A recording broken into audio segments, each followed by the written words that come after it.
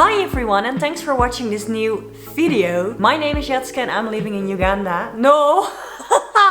I wish! My boyfriend lives in Uganda and I wish that I lived in Uganda. But I make a lot of content about Uganda. Today I want to talk about all the hate comments I get. But it is quite easy, you know, making a video about all the hate you get. Oh, let's sit a little bit straight. It is easy to put hate on hate and say, oh, pathetic people, blah blah blah. To be honest, I get so many nice comments. You guys are the sweetest. I mean, the comments I get, I love it. I don't want to react only on hate comments, but I also want to comment on lovely comments and show you the love I get, because I'm really grateful for all the things I receive. And the fact that I also want to react on hate comments is also to put awareness on what people are typing on the internet, because it's really easy, you know? The internet is quite private. You don't need to have a profile picture. You can just put username 12345, put a picture of a dog or a frog or whatever,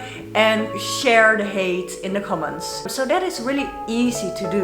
But what is also really interesting is, for example, when you have a good day, a lot of things go very well, but then there is one point that you have like a situation that someone said something bad to you, or there was a fight between you and a friend or whatever. You keep that in your mind. I've once read that for one negative thing you've said, you need to have 10 positive things in return to get it like more equal, because one negative thing has the same effect as 10 positive things. I think it's quite human to just, and maybe even Dutch, to just put all the positive away, like, oh yeah, well, I'm not so good. Oh, so that's also why I'm going to use this video kind of as a therapy for myself to also be more thankful and more grateful for all the love I get, and of course react with this love on the haters. There was one video on my Instagram that went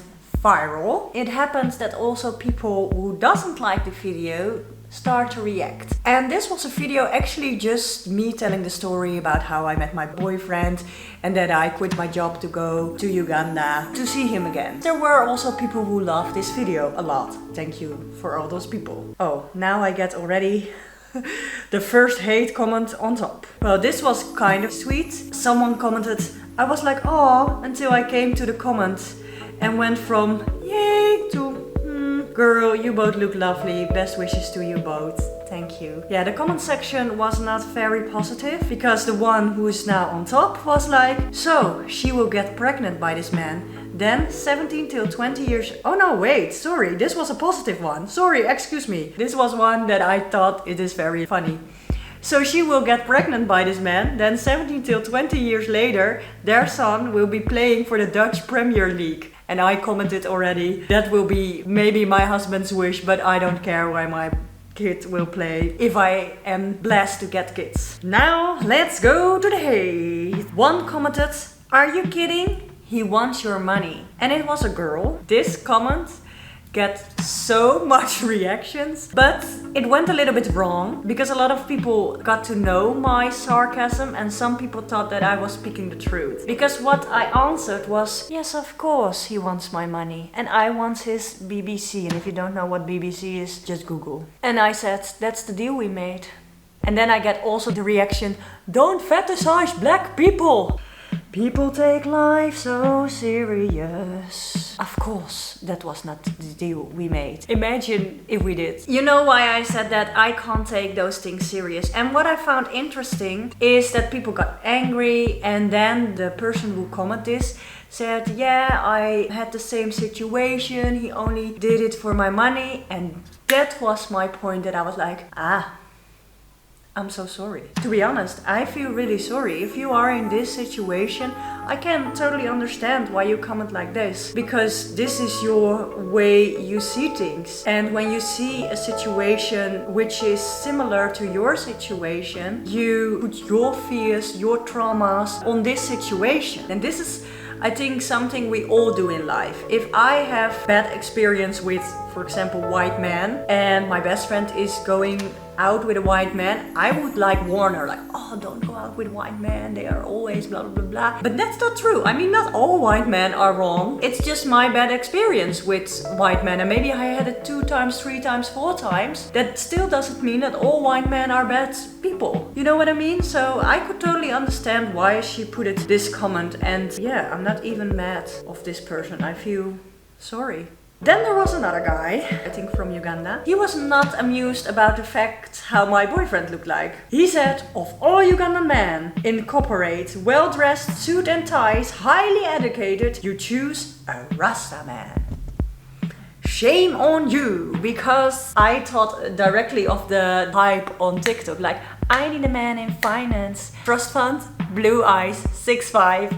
And I was like, no, I don't want a man in finance with a trust fund and blue eyes and 6'5". I answered like, those are a lot of judgment based on one video. I mean, who said that my Rasta man never wears a suit? Who said that all men in a suit and a tie are good men? Who said that my Rasta man is not highly educated? What are all those judgments? I mean, you just base this just on a few pictures? What is this? I was so confused of this whole judgment based on one video. What is this? And I know where this comes from, because I have the feeling the Rasta man is a huge thing in Uganda, and there are also a lot of judgments around him. One of the reactions was as well that he was smoking all day long or something. That was also some of the judgments. And for me, that was also like, so what? I mean, even if it was true, maybe I join him every day. Maybe we smoke marijuana every day together, like, no woman, no cry, hallelujah. Who said we don't? I mean, what is this? And even if we do, what is the problem? You put a stereotype on someone based on a picture. And I think it's human to do that, but it's also really, in my opinion, bad thing to do that. Let's go on with some positive vibes here. May God bless your relationship. Thank you. Man, I love this lady. She speaks Luganda too. This is the definition of true love. Thank you. Okay, another video. Today I've posted a video as well, and I got a lot of nice comments as well on that video, so let's go to that as well. But my favorite TikToker finally made a challenge. Thank you. Challenge closed. You making it sexy. Madam, I'm always loving your videos. Seriously, Jetske is officially Ugandan. I am always mesmerized whenever she jumps on Ugandan TikTok sounds. I even got once a DM, someone said to me, hey Muganda. I'm not really a kind of person who replies DMs a lot, but that was the moment I almost replied a DM, which only said hey, because I was like, you're not saying Mazungu but Maganda, Webelinyo. I am so lucky that there are also a lot of positive reactions. And then there was another, we still go, I think I'm going to handle 2 other hate reactions. It came at the beginning of this year. I posted a video where I danced with the Smash Talent kids. It was the Fireball challenge, like do do do do do do do do, that one. Again, I get a lot of like, oh lovely, amazing, blah blah. But I get also a lot of hate comments, and it was like 2 types of hate comments. The first hate was on the fact that I was pretending that I was Isabel from Denmark, and I don't know if you know the girl. She has a boy from Tanzania, or a boyfriend. They travel around the world and they do a lot of dance content, or actually only dance content, because she can dance, I can't. And she also went to Uganda. And there are a lot of groups living in Uganda, especially around Kampala, where they dance with the kids, and so they pay their school. And the Smash Talents kids were asking me if I want to collaborate with them since I was going to Uganda. And of course I wanted, because I celebrated Christmas there with my boyfriend. And then people reacted like, yeah, you're only pretending like you are Isabel. And I was like, no, I'm not. I would never do that. It's not that I'm like, oh, I can dance, look at me. No. The first thing I said when they said, oh, we want to collaborate with you, the first thing I said was like, but I can't dance. They were like, we learn you, we teach you. Even them, they were like, after they saw me dancing, maybe you just do something else. But the second hate, and I can understand where it's coming from, was that you people only use the kids for your own success. And I can understand where it comes from.